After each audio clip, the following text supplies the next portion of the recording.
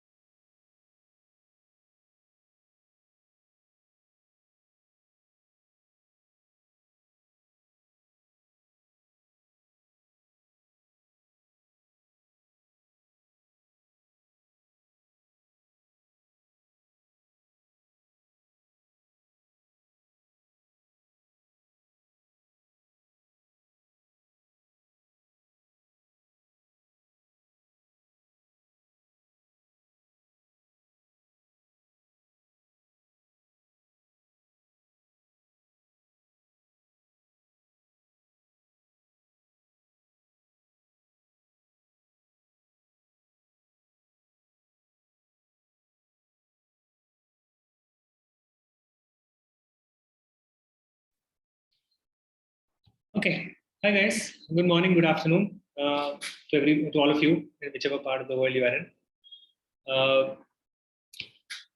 I'm so excited to present whatever we have in store today and talk about the topic of personalization. Just to give you a quick introduction, I'm Anu, your host for today. I'll be driving this entire conversation with our amazing panelists, Patama and Dennis, which will have a brief introduction later. But to give a bit of more background about me, I come with about 9 years of experience leading the entire product sales and solutions. To start off with, what we could do is probably understand a quick customer persona that we have today. What I'll do is I'll launch a quick poll before we go ahead and do a presentation, just to understand what persona we have. A poll should be in front of your screen now. If you're able to quickly say yes and no, or B2B and B2C, it will kind of help me orchestrate the entire discussion. Right? I'll give it a quick 5 more seconds before we end it. All right, thank you. I now have an understanding of what persona we have. Now let's get started. Let me just share my screen and we'll quickly understand what we're covering today, right?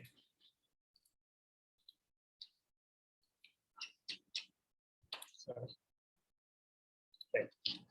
We here to talk about next-gen hyper-personalization for enhancing web conversions.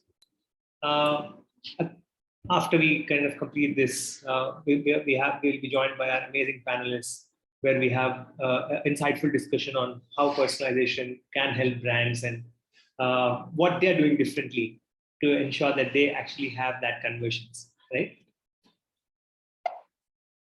Now, let's start off with a market problem, right? The main market problem currently we have is product discovery. Let's say somebody searches something on a Google browser, right? The next minute, let's say I search on for jacket on the Google browser. The next minute, on Instagram, I find 10 different advertisements on a jacket. And with this intense competition, product discovery becomes a major challenge. And gone are those days where your marketer actually catches an event and puts rules on that event. Now, when a customer comes onto the website, they come on with a different intent, right? To catch that intent and show the user what he actually needs on the website can be only done by an intelligence, and currently today most of the tools lack that intelligence. And that's where competition comes into picture, and there's a huge competition for one particular product. And with these challenges, what is happening for each and every brand is brands are seeing very low click-through rates. There's a huge bounce rate everywhere.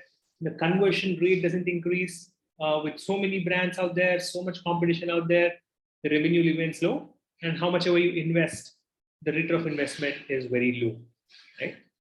And with this challenges and impact, what are we actually seeing is 98% of the users are leaving without transacting, right?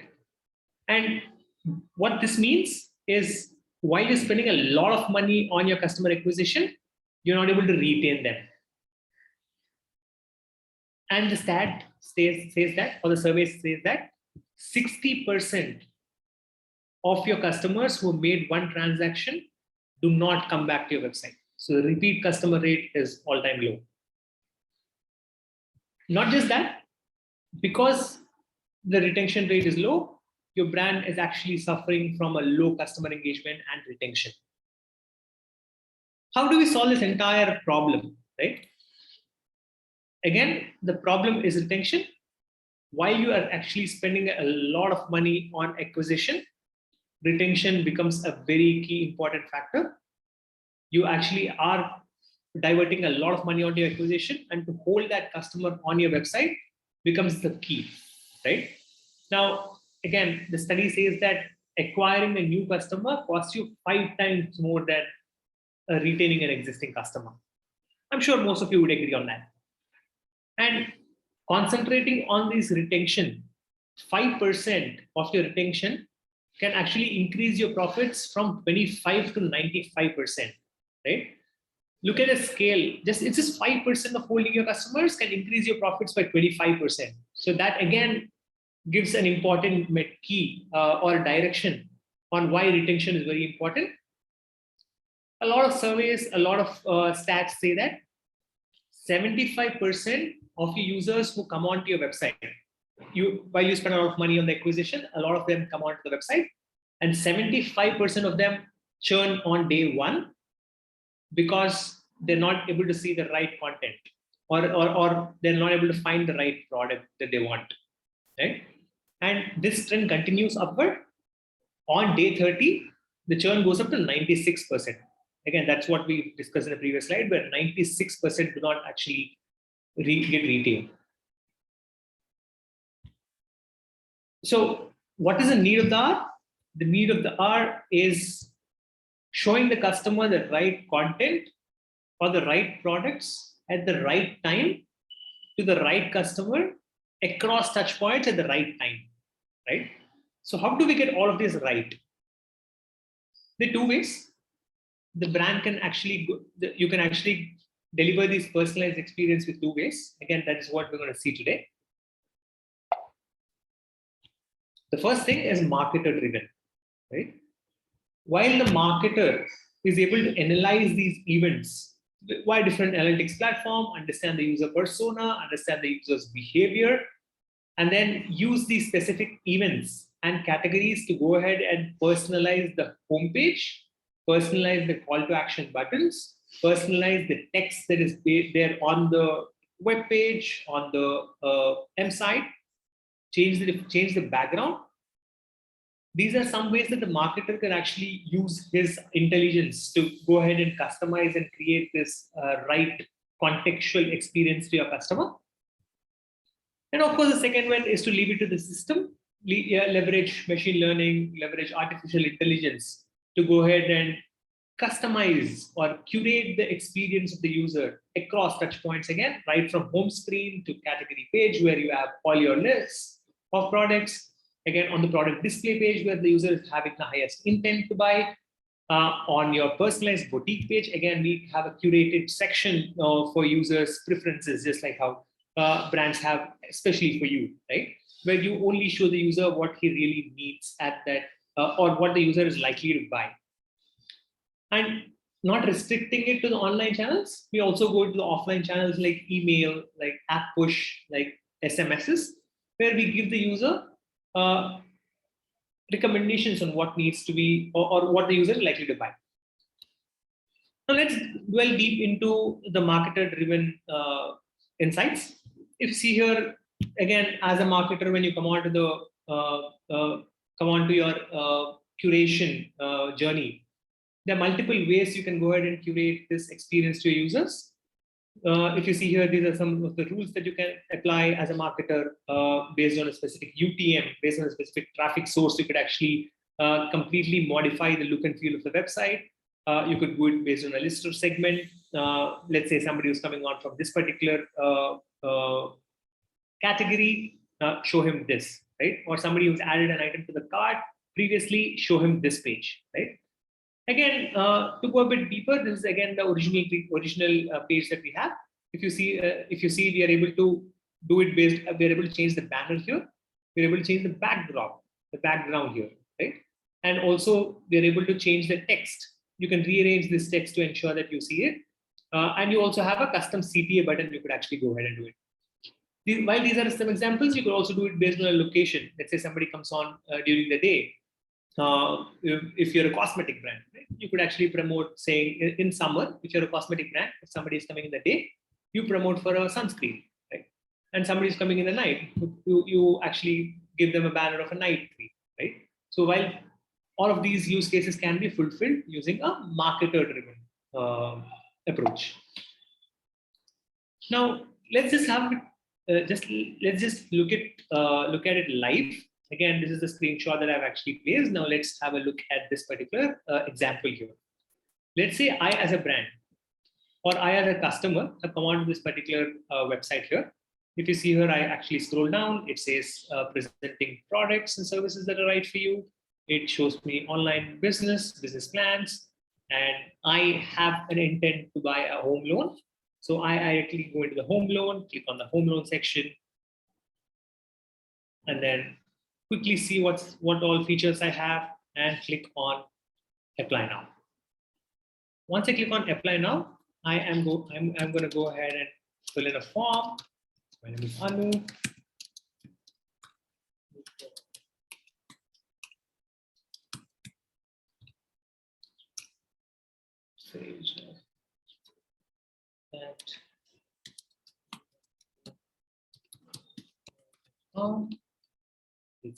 With my details and say next. While I go on to the next page, this is where my form is. But for some reason, I see this is a long list. I would want to fill this later. Or let's say I'm disturbed with some other flow of mine, some other thought of mine.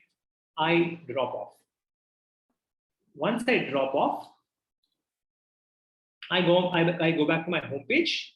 And once I go back to my home page, I am actually greeted by the home screen of loans rather than showing a generic banner, right? And if you see here, the text here completely changes. It actually greets me to say, hey, Anu, our home loan offers include, right? So this actually is very contextual for users who are actually browsing a different category. So we are actually re-engaging with the user from the time he has left. This makes it more personalized, curated experience for him. Now, moving on. Now that we've seen what a marketer-led personalization can do, let's talk about AI a bit, right? Now, this is a poll that actually we ran, or a leading analytics company ran for understanding the user's technology direction, right? Now, what it said is 61% are actually going towards artificial intelligence and machine learning. Why is this, right? Again, let's talk stats and numbers. According to the research, what it says is 62% of the retailers claim that they've actually improved their personalized shopping experience, which means that they have actually gone ahead and implemented some or the other personalization mechanism. A primarily marketer-led personalization system, but it completely gets difficult to manage that supply versus demand and also the bias, right? While the user actually wants something, the marketer might think that he needs something because of this marketer-led personalization. So what has it resulted in? It has resulted in 45% of the shoppers saying that they've not seen an improvement because they have really not found something contextual and personalized to them. And that is exactly when artificial intelligence comes into the picture, where we are able to use artificial intelligence across touch points and do a lot of things, right? Right from sending the right content at the right time with using send time optimization, or showing the right content using content optimization, or segmenting these users, a predictive segment to understand who's actually likely to buy, who's likely to churn, right? Creating that smart journeys to actually say, hey, use this particular communication in this particular channel to the user because the user is most active there. Again, ML is able to understand where is the user active on, right? Search personalization. Search personalization is the next big thing. A lot of brands actually are implementing search personalization, where you actually go on to the search button. Even there, you're actually seeing personalized results, right? While these are few of the metrics or few of the features that AI/ML can help, there are a lot more. As the world is progressing towards the AI phase, we actually are seeing a lot of machine learning features getting implemented. But basically, with AI/ML engines, what you're able to do is delight your customers across touch points in their buying journey, right? Let's now have a look at this, right? Let's say somebody is actually coming on and visiting your website, right?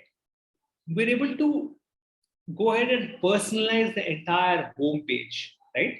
And what is this doing? It is actually increasing your CTRs by about 90 to 110%, right? Using AI, what you can do is you could actually completely personalize the product listing page, which means that you actually show what the user is likely to buy on your product listing page versus what your marketer thinks the user can buy, right? Again, you could have a mixed bag of roles between your what the AI thinks and what your marketer thinks. So that is again there's no bias in what you're displaying to your customer. Again, on the product display page, you could actually go ahead and incorporate a widget of what you can actually, what the user is likely to buy. And here is where you actually show the user a similar products. And why is that? It's because once the user reaches onto your product display page, that means he has the intent to buy it. And with that intent, we want to carry forward that intent and show him similar products rather than completely changing the context or distracting him by showing some other thing. You either could show a product which is similar or a product that complements it, right? Let's say somebody clicks on a shirt. You could also show a tie, which is an upsell or a cross-sell in a similar category. So you don't really confuse the user, but show them similar products.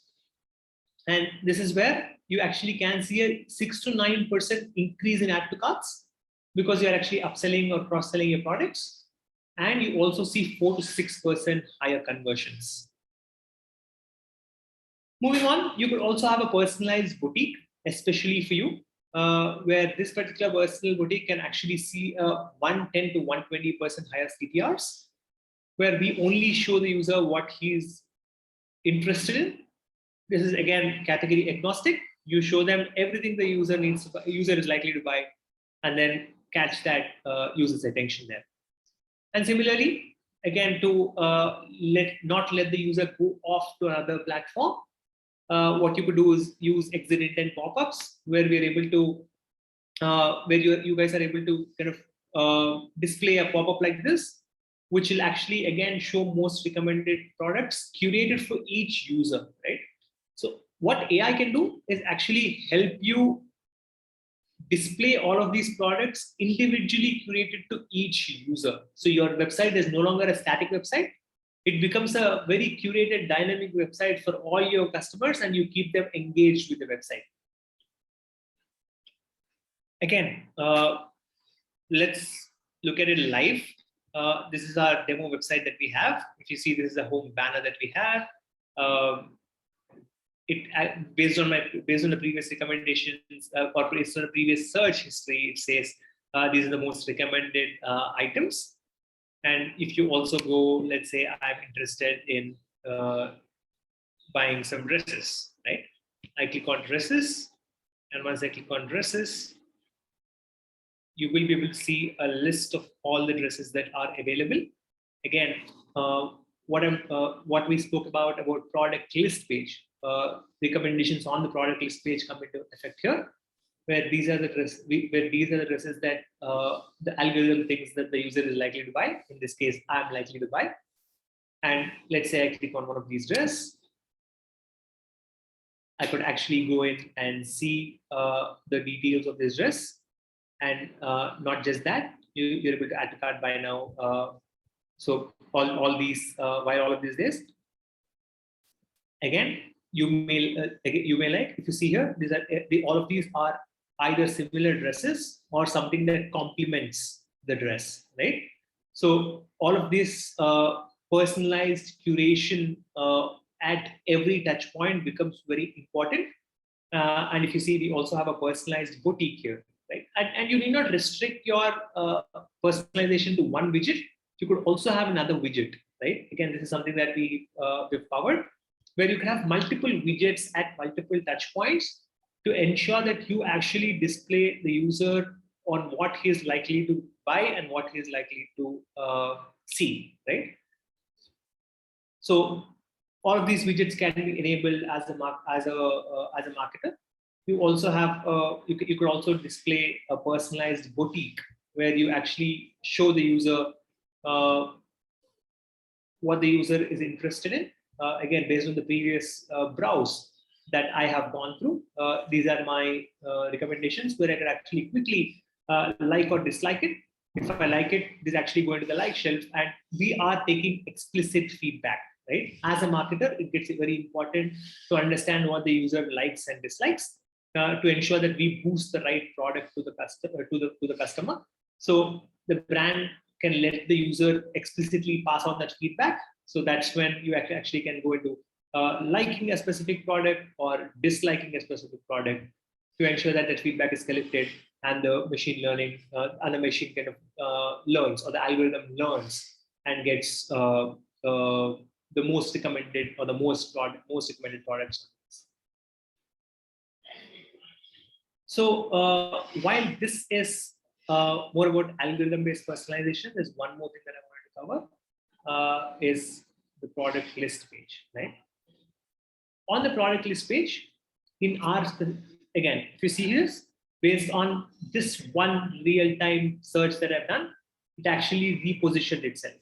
If you've seen the screen, it happened in a jiffy, but yeah, I was interested in looking at a specific dresses, and those specific dresses actually populated the top row. The reason why we are actually populating the top row, the third row, or the fifth row is you might have, let's say, 1,000 products, right? And the attention span of the user, I would say, is about 100 products, right? The user actually would not scroll down more than 10 scrolls or 15 scrolls to actually make a transaction. So it becomes very important to actually go and understand your product feed, bring the most relevant products onto the top. And that is the reason why we actually take the algorithm takes the top row, the fourth row, or the third row, or whichever again the brand prefers, to ensure that there's a distribution between what the marketer thinks is right versus what the algorithm thinks is right. Nice. So moving on, while this is just a part of AI-based recommendations, the world again is moving towards a lot of features, right? One of them is again tag-based recommendations, which again kind of is here. If you see, if you remember, I've actually searched for a dress with a specific categories, or with a specific, let's say I picked on a white dress. The algorithm will be able to understand, or the AI will be able to understand the tags and the attributes attached to that particular dress, right? And while finding out those attributes and tags, it actually recommends the products which are similar to that. Now, let's take an example. Since we're talking about dresses, let's take an example of a dress with a sleeve type of full, right? Now, when the algorithm actually suggests similar products, it will remember your preference, saying, hey, Anup previously actually searched for dresses which have full length or full sleeve length full, right? And he also searched for a print type which is plain, right? And let's say he's also searched for white color. So because it understands these tags, it will show you similar products based on those specific tags. This is one of the way forward in the AI space. And the other one, again, is a very interesting topic. My favorite topic is search-based recommendations, right? Again, the facts are out here. Forrester says 43% of the site visitors actually immediately go to the search boxes on the website, right? And honest admission, I'm one of those 43%. I actually go on the search website straight away and actually search on what I want, right? And shoppers using search spend 2.6% more, is what Salesforce says. And again, an alarming number is 12% of your users actually go onto the competition site if they don't find what they need on your search. You might have 1,000 products. It might actually fit the user's need or preferences, But if they're not finding that in the search widget, they're going away. And again, to summarize all of these particular facts, it comes on to saying that 30 to 40% users actually use the site search, and 10 to 15% actually CTRs are from search. And if you say 1.7% are actually coming from your browser conversions, that can get increased to 2.4% by having an effective search, right? And where does AI play a part in the search engine? Is your textual reference, where you could actually let the algo decide and show relevant products based on a typo. A typo tolerance becomes an important thing. Synonyms, advanced language processing, all of this will actually affect your user's behavior, your user's preferences, understanding the context of what the user is searching for. So machine learning is able to understand all of this, take inputs from a lot of customers that users have that have come onto the website, understand each and every preference, and kind of give you those conversion rates. While we speak a lot about online channels like website and site, you could actually go ahead and recommend or use personalization in offline channels as well, right? If you see this, this is specifically, this is products for you, where we are able to, while cart abandonment is an important journey that you as a marketer would like to focus on, what algorithm can do is also give similar products, very similar and very curated to that particular user. So if the user has actually dropped off because he was not interested in this particular product that he has added to cart, he could actually go on to the curated products that are for him. And with this, we're actually seeing an increase in about 18 to 20% in the market, right? And again, the cross-sell journey becomes a very important factor here. Let's say the user has actually bought a particular product. We are able to show them relevant products, right? As an algorithm, the algorithm will be able to show relevant products or cross-sell products, so that the chances of the user coming onto the website and buying another product is high. Right. While these are some broad ways on how search-based, tag-based, algorithm-based personalization can actually help users find the right product, and how brands can actually go ahead and adopt to either a marketing-based, either a marketer-based approach or an algo-based approach, or both. Where Netcore comes into this entire equation is, we as a full stack offer this entire solution. Apart from this, we also give a lot of other experiences for the customers in the form of tooltips, nudges, journey orchestrations, emails, right? And we want to be as that one full stack platform that actually helps you redefine growth. Why are we different, right? What actually Netcore does differently when it comes to personalization is that we have a completely patented AI-based model which uses customers' eyeball data. Now, all that we've seen is based on the user clicking it, or user actually browsing it, or user actually adding something to the cart. While that is a traditional way of personalization, what we are able to do is we are able to understand the customer's eyeball data, take that explicit and implicit feedback, what the user has seen but not clicked, what the user has not seen and not clicked.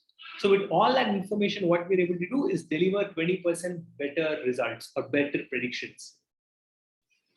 And we're able to personalize this entire journey across touch points, not just homepage or product display page, as we've seen a few examples of how you can actually personalize it on a product list page, right? Or a personalized boutique page. We're actually able to customize this user's journey across touch points, online channels, offline channels, everywhere, right? And the integration is super easy. It's a no-code integration. The marketer or the product team will be able to do it less than an hour, right? And we just don't want to leave it here. We want to make a promise, right? And that's when it gets really interesting. Is we promise to increase your conversions by about 15 to 30%. We promise to increase the add to carts by about 6 to 9% and 30 to 60% increase in CTRs. By doing this, your marketing ROI would shoot up by 12 to 20x, right? And coming to the last part of it, again, here are some impact that we created with the Body Shop. They've observed a 13.2% increase in overall revenue, and with Once Upon a Run, we've actually seen overall 28% increase in revenue within 90 days. Right. So I'd end my slide here. So we are trusted by more than 5,000 brands across 18 countries, and we're actually going on this journey where we're touching the brand's marketing team and product team and their growth journeys with every product that we have to ensure that they actually go ahead and improve their conversions, CTRs, and their average order values. So that's pretty much about the topic today, but I'm super excited to go on and introduce the amazing panelists out there. To start off with, Dennis. Dennis is an experienced e-commerce manager for Mama's Choice, Indonesia, a relatively new and fast-growing brand that actually sells safe and natural products for mom and babies. He's been in this role for about 1.5 years, responsible for developing the entire sales in the existing e-commerce channels, and also responsible for exploring new channels. Right? He's extremely passionate about startups. I've always loved talking to Dennis. He reads a lot. I just can't wait to invite Dennis to this discussion. And we also have Patama, experienced digital marketing growth manager for Home Credit, one of the leading financing services in Indonesia. He's again a MarTech enthusiast. Again, I've had great conversations with Patama. He kind of gives you overall insights about MarTech and its landscape. Home Credit, again, he's currently focusing on the digital growth with a mission to enhance the customer's digital journey. Right? Welcome, Patama. Looking forward for an amazing discussion on personalization and the entire marketing landscape. But before we go ahead, yes, sir. No, just a thank you. Thank you. Yeah. Before we go ahead and see the entire landscape and understand specifics from our panelists out there, a quick rundown of a quick poll of what would you wish to or are implementing in your organization currently, right? The poll should be up in about 5. Yeah, there you go. We'll probably leave 20 seconds just to understand what the organizations currently are looking for and what they are looking at.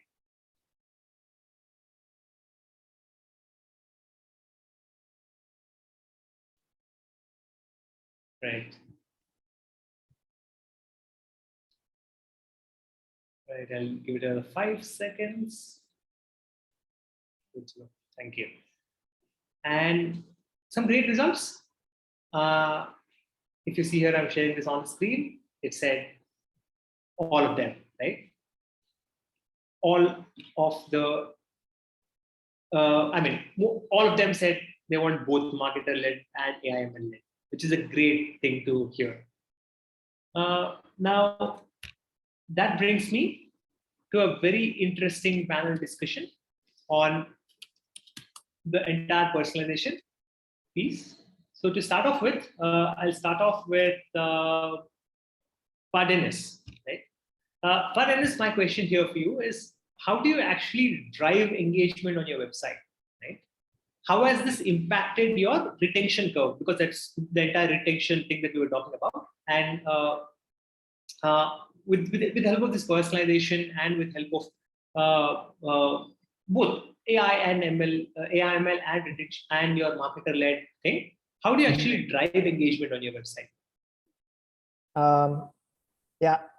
Thanks, Anup, for the question.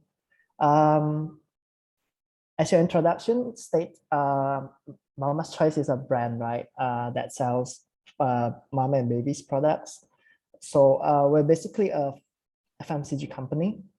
So the keyword is in the F word, right? The fast moving, right? And of course, as a brand, our final objective is always conversion.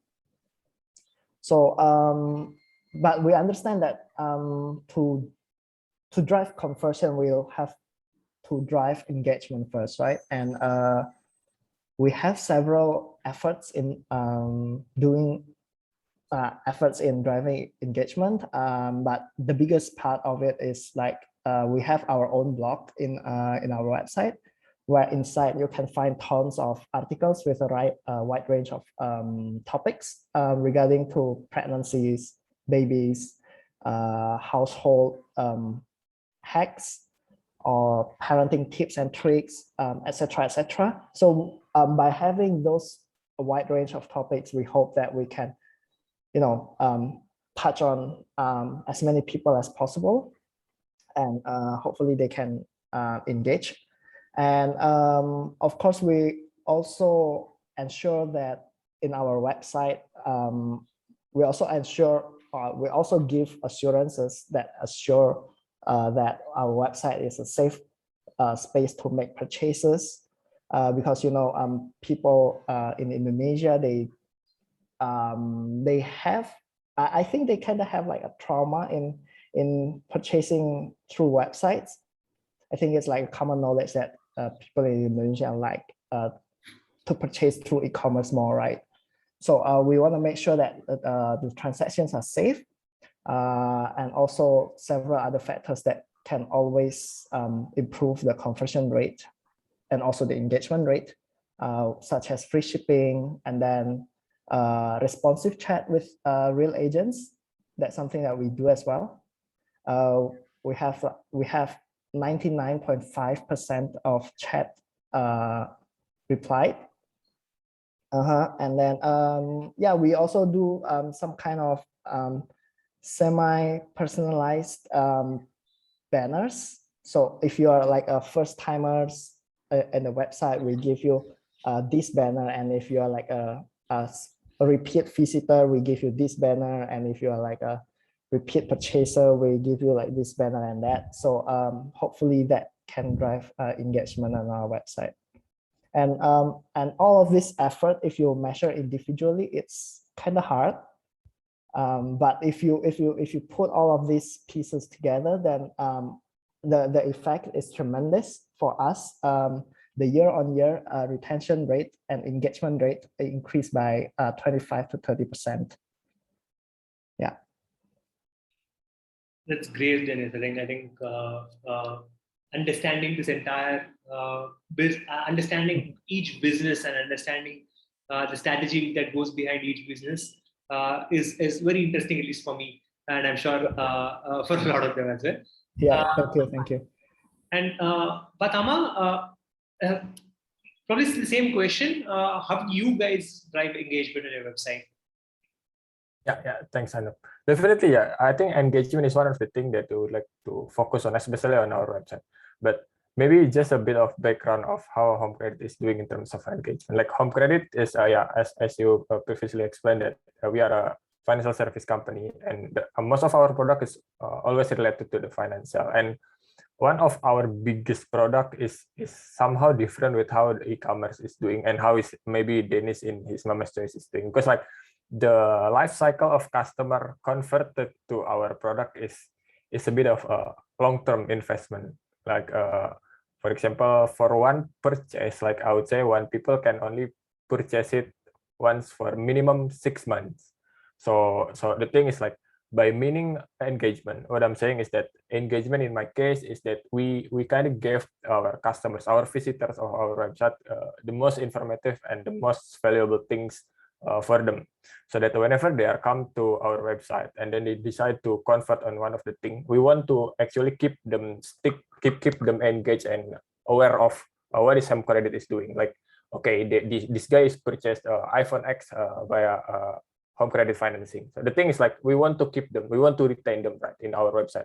We gave them some kind of push notification, like reminding them that, hey, you previously bought iPhone 12, and we want to introduce you, like we are also open for financing for iPhone 13. So something like that. We want to keep them engaged with our site. We want to make them always recall to our brand. That whenever they need financing, they always think about home credit. So that's more into like the retention process of engagement on how home credit is doing. We want to keep the awareness to our customer via engagement using our website. So definitely engagement is one of the things to keep customers retained in our platform. That's brilliant. That kind of answers how you actually treat your first-time users and also your retention users, right? Because as you said, your cycle is, your cycle is about 6 months. As in the first-time user, when he comes onto the website for him to actually make a second purchase, it's about 6 months, because the nature of business is of that sorts, for him to completely clear off his first finance options and then come back and buy something else. And I totally get that. That actually brings me to the next question, or an important thing that I've been thinking through, right? While we actually understand that the user is coming onto the website and you are understanding his persona, understanding what the buying patterns are, and how the user is actually coming back and buying another product, where does personalization come in the picture, right? What is personalization for you?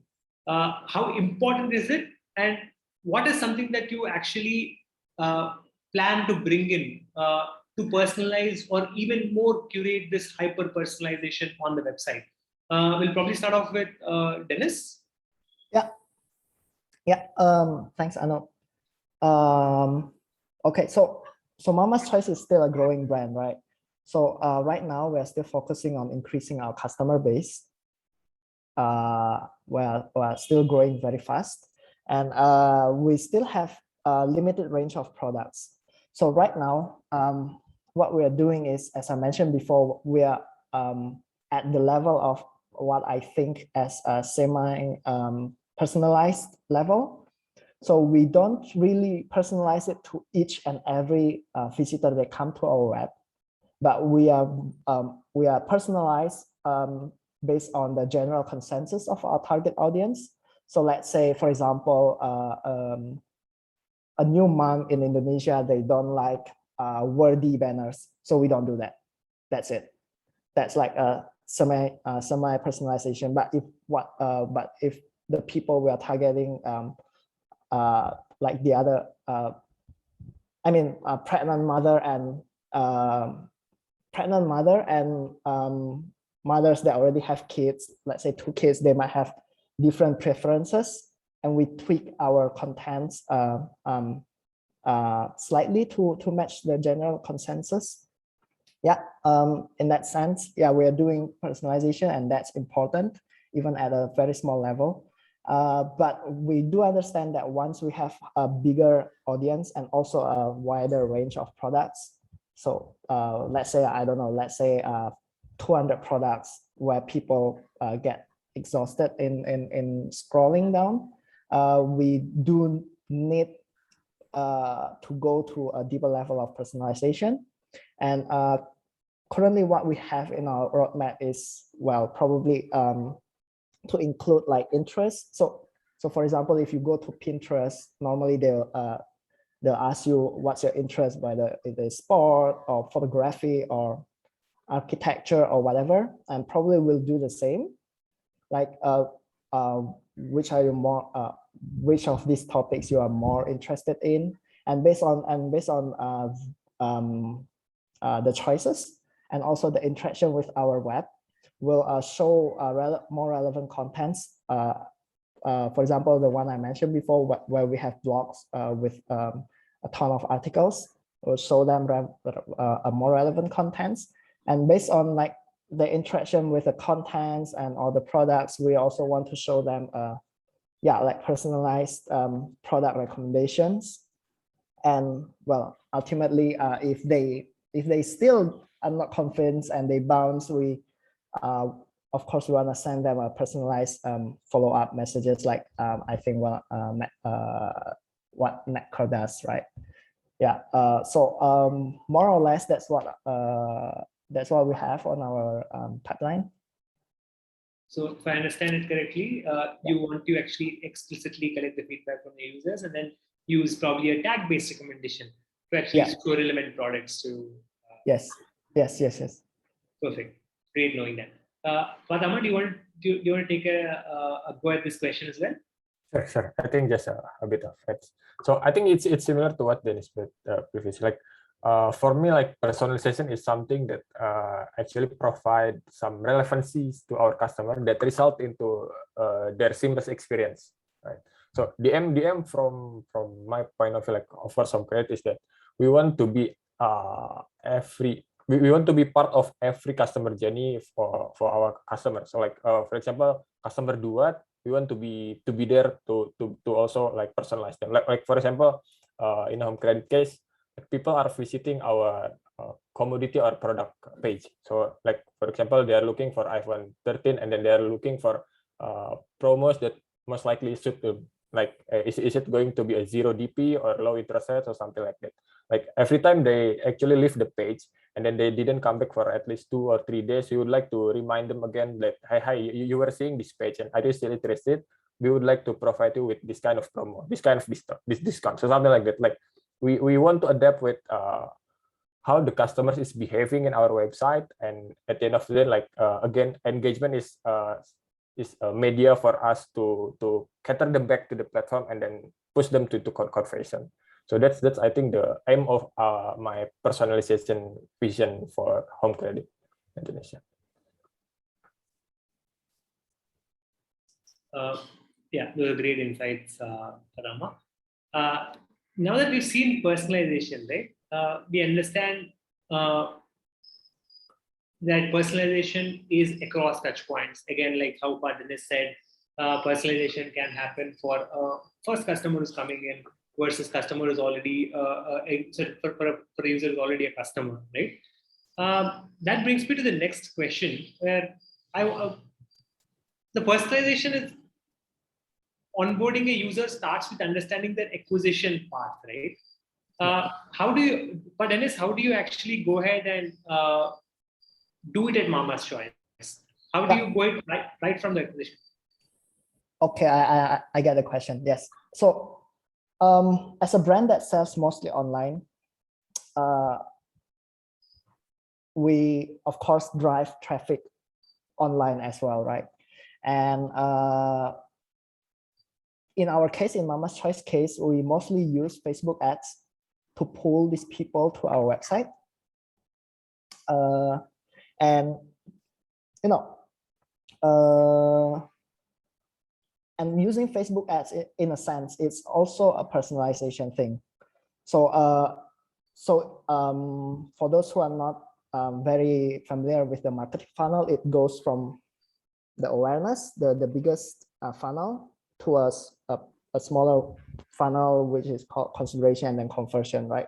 Conversion mostly happens in the web, but awareness and consideration, this is where we utilize Facebook ads, or I believe in other brands, they also use Google ads, TikTok ads, YouTube ads, whatever. It's all kind of the same, but I'll just speak in our case. So in awareness channel, we are in Facebook ads, when we target, when we choose the audience, we already target specific interests. In a sense, it's already a personalization thing, right? So I choose to target Facebook users that are only interested in breastfeeding, for example. That is already the first step of personalization, because then the contents that we show them, the banners or the articles that we show them, is more personalized to their interest. Do you understand what I mean? Yeah, I get that. Yeah. Okay. And then we do a step further, like the next level personalization. So for example, those people that actually click on our articles and ended up scrolling, let's say 60% of the articles, 80% of the articles length, we target them with I don't know, I'm just making examples. We're targeting them with like educational banners, educational videos, or even promotional banners or videos. And that's already like the second level of personalization that we do in acquiring customers. So yeah, yeah, that's I think more or less the answer to your question. Perfect. I mean, this actually puts me towards a thought there, where all of this at the end of the day is conversions, right? Yeah. For you actually starting it up from a wider funnel to bringing them to a narrow funnel and then giving that personalized experience. At the end of the day, is about web conversions, right? Yes. Now, Patama, if I may ask you, now that we're concentrating on these web conversions, can you kind of help us understand at Home Credit what was that one project or one personalization experience that actually helped you see maximum conversions? Right. Okay. This is some like key answer, yeah, maybe like for me, like I think definitely something that is related to, like, I mean, like the communication, something that is related to promo or free, gratis, right, in Indonesia. Like it's definitely something that would attract customers to click and then do the conversion, because like we are providing them something, we are buying them, right, basically. But like for me, I'm not really have something that is special, like toward the secret sauce, the thing that solving everyone's problem, but it's rather into something that comes into our case is that we always play with some creative side. Like for example, like we have many features with Martech that can be implemented to actually engage with our customer. But the thing is, like, if the creative, the copy, the approach is something that is boring for customer, is definitely will not work, and our conversion is not going to happen. So what we are doing is, like, whenever we come to creative, like providing banners, which banner that is attracting enough for our customer to click, is we are consulting with our creative team, of course, but definitely our UI UX, and also do the direct survey to our customer, which one is most likely you will click on the creative. Like we are providing so many things, so many push notifications, so many emails as subject, so many pop-up exit intent, something like that. The thing is, like, if the copy is not something that would interact with the customer, then definitely it's not going to work. So my point is, like, yeah, definitely creative side is something that we always play around to boost our conversion using this personalization. That's a great answer, right? So what I've understood is you actually go into each and every event or go into each and every behavior of the user and apply rule-based personalization. So let's say somebody who's actually coming out of this intent, do this. Somebody who's going to go away, do this. So that's a great answer to the question, and that one initiative you actually help to seize or move conversions. While the world is actually doing this rule-based personalization, Dennis, what do you think will be the role of machine learning or artificial intelligence in defining the next, let's say, customer engagement, right? When you're defining the customer engagement, do you think artificial intelligence or machine learning will play a next-gen role?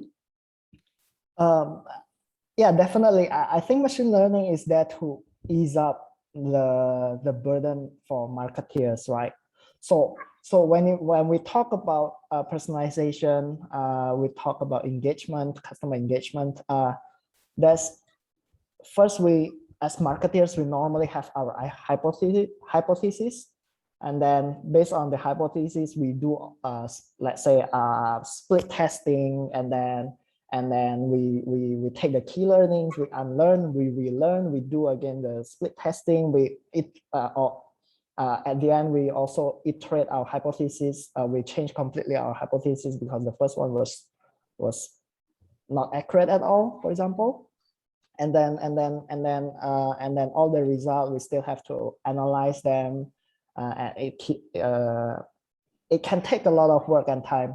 And I think this is where machine learning can add more value.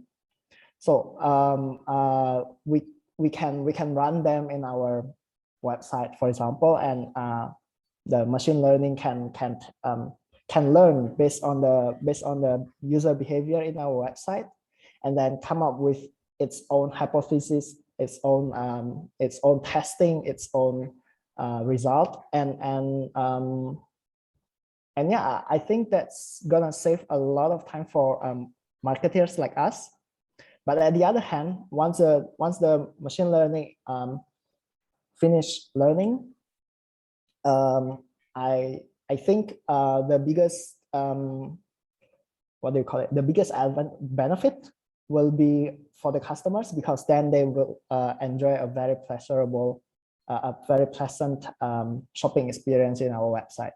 So I definitely think machine learning is the key to personalization and customer engagement. Dennis, I look forward to seeing all of that, what you've spoken on the Mama's Choice. Yeah. Perhaps soon, yes. Okay. In the interest of time, what we'll do is we'll actually wind up with last two questions. I'll take this important this important topic that I wanted to ask both of you, right? You both have been there in this e-commerce industry, and you guys are working with the brands day in and day out rather than somebody like me, right? I wanted to understand, what do you observe, or what do you think are the top trends for MarTech in 2022? Where is the market going? But then, Tama, do you want to go first? Sure. Yeah, I think. Okay, definitely. I think in 2022, something that it's not something that prediction.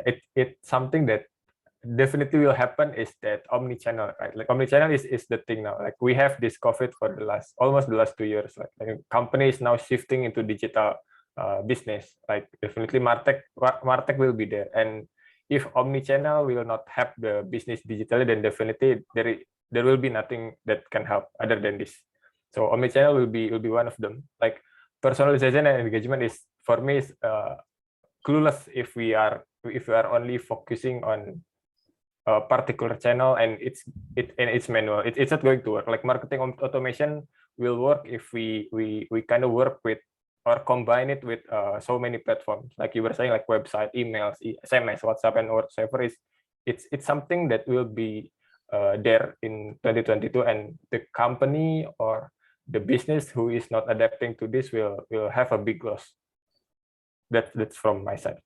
I kind of second that, Patama. I've read this interesting article from Scott Brinker, who's a godfather of MarTech, where he says that they say that 62% of the people are actually moving softwares in MarTech or changing the tools because of not having a unified experience.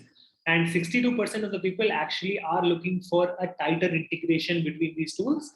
Let's say somebody's offering email, somebody's offering app push and web push. They would want a tighter integration between these three. If there's no tighter integration, people are actually moving to a full stack solution who can actually offer a single point of single unified interface and be able to communicate with the customer across channels and across touch points. I kind of get what you said. Thank you for that. Yeah, definitely. Dennis, you want to go? Yeah, I think my answer I'll take my answer a bit out of personalization. I personally think that the influencer and KOL marketing market share is increasing. Its popularity is definitely increasing the past few years in digital marketing world, but it is still a very labor-intensive process to pull off. So, for example, we have to reach out to the KOL or influencer one by one, and then we have to negotiate terms with them individually, and then at the end of the day, as marketers, we also want to measure results, right? And the results may be quite scattered, and there's no there's no like a one unified point where we can have all the results in one place. So I think the software that can automate or pull all of them together in one place will have an increasing presence in the following years.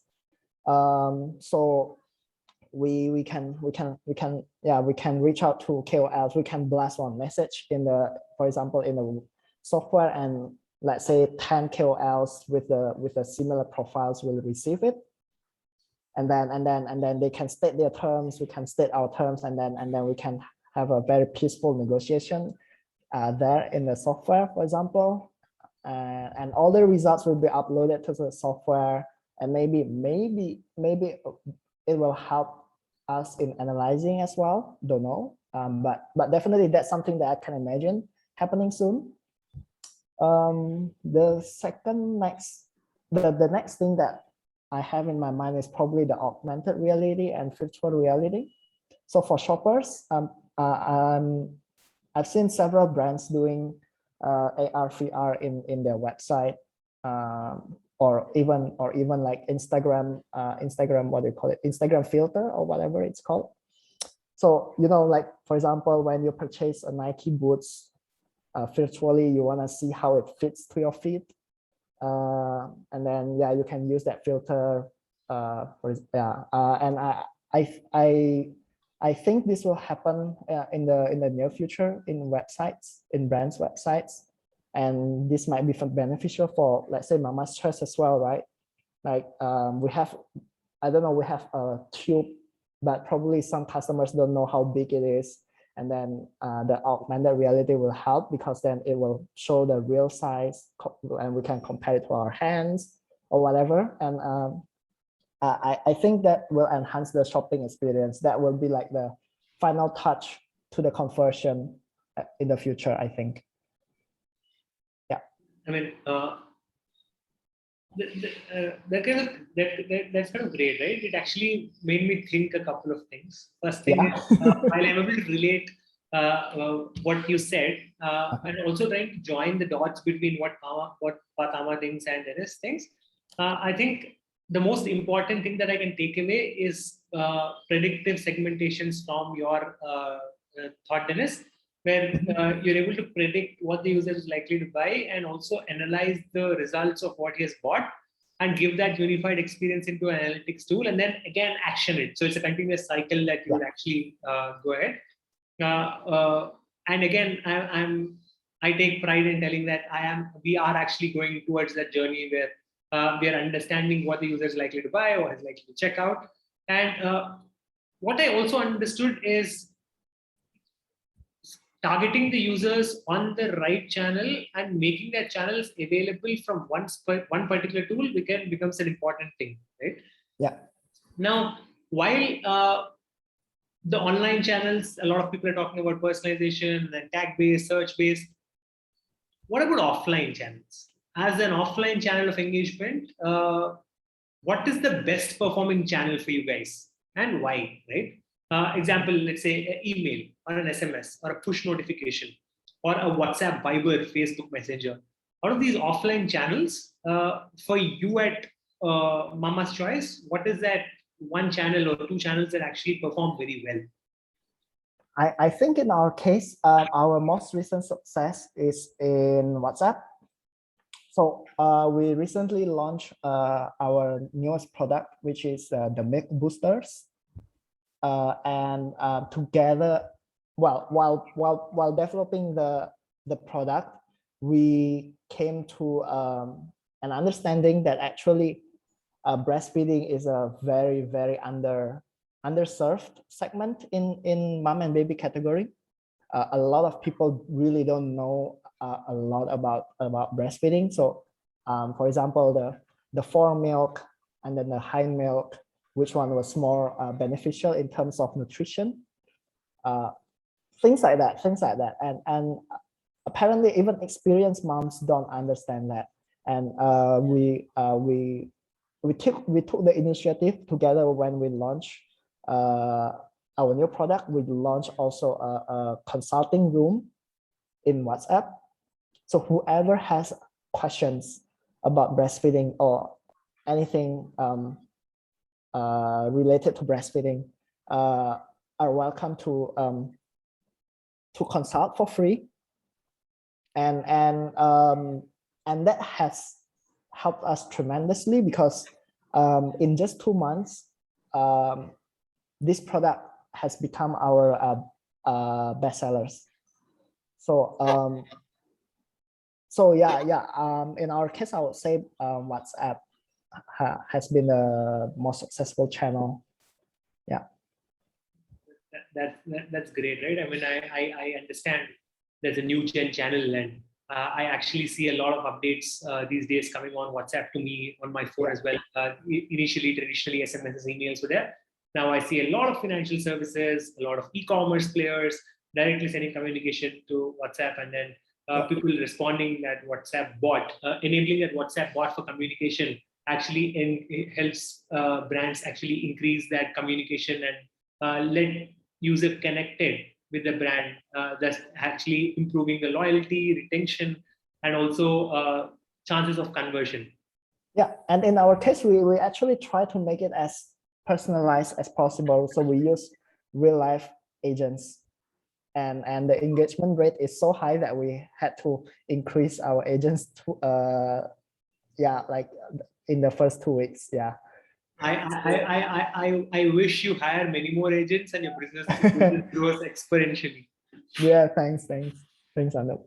And Padama, again for home, I mean, again for you guys, what is that one channel or two channels that actually help increase your conversions or channels? Right. I think number one for home credit is definitely push notification. Why is that? Because like mostly our business is centralized in mobile app. So whenever we are going to push something, then definitely push notification is the primary channel I would like to use. And the second maybe is email.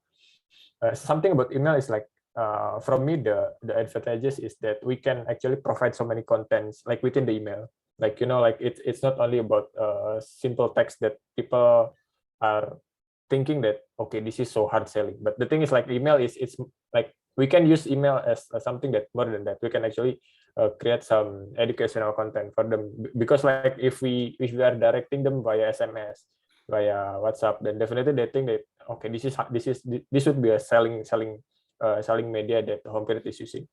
Like from me, I'm seeing email has a big potential if we can actually utilize it well, like improve here, improve there, like as you said, like using AI and also machine learning to seek like what subject that actually best for our customer, what kind of what time that we need to send this to our customer, something like that.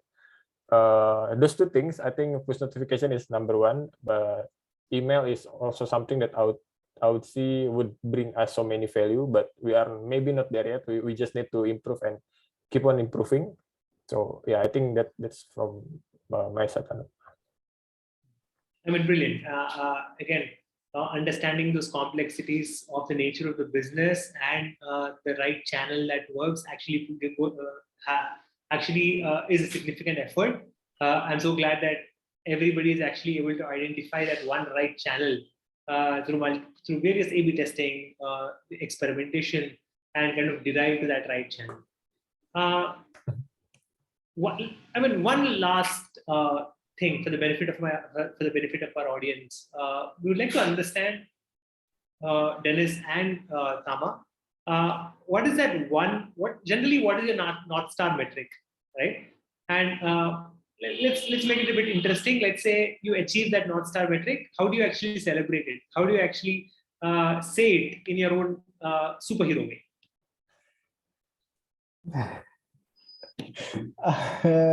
So for Mama's Choice, we are FMCG company, so our customer cycle is very fast. So 2 months, more or less. So our North Star metric is actually repeat purchase. That's it. Nothing is more important than repeat purchase.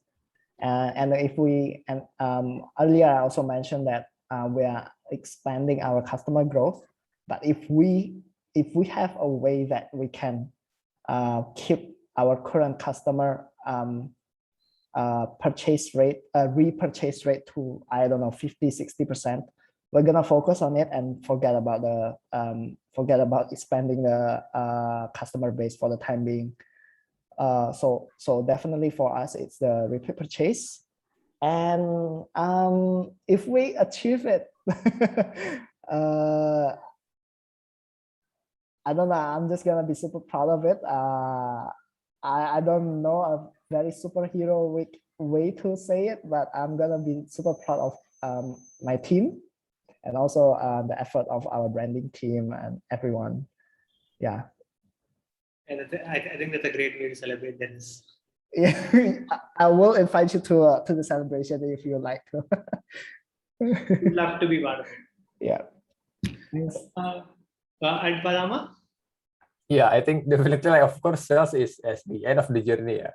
But like I would like to bring it to a different perspective. For me, like I think like some of our business management team is also thinking that it's not only business that our focus would like to be. Like we want to also make sure that customer experience is something that we can also give the best experience to our customer. So then maybe that if we can actually engage it, if we can make our existing customer especially happy, then definitely they will come back and then buy more and then buy more, and it will go directly to the sales. It will increase the sales. Like of course, like repeated customers is our revenue generator. Like as you said previously in the presentation, like acquiring a new customer is definitely more expensive, right? So yeah, customer service is the key for us to make the repeated customer happening.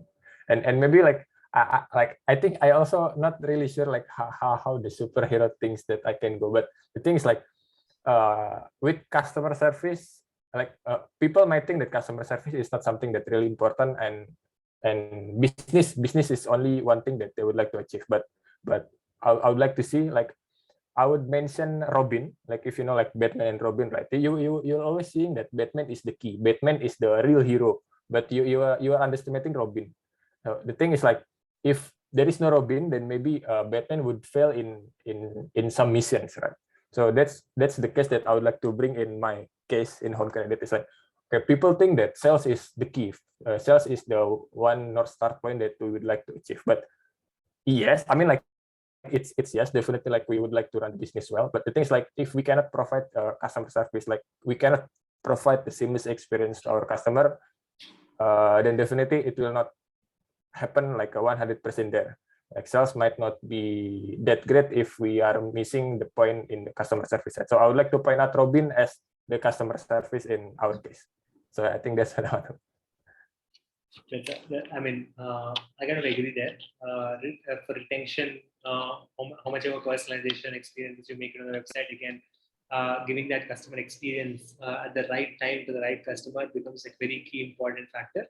And customer success or customer service definitely plays a key important role in that journey. Thanks, guys. It's been a very super educative session for me, understanding how both of you actually are looking or approaching personalization and what do you guys think. But before we end, we'll quickly run a quick poll to see if the audience will like to see Netcore's product experience platform in action. Maybe not now, but maybe connect with you later and understand this. Awesome. We'll give it another go. And don't go away. I have another poll question for you just to understand how we did today. I'm going to end this poll. Thank you for sharing your results. Showing for poll, these are great results. We'd like to connect with you one-on-one to understand where you guys are at and what Netcore can do for you. And the last question, how would you actually rate this webinar on a scale of 1 to 5? This would really help us improve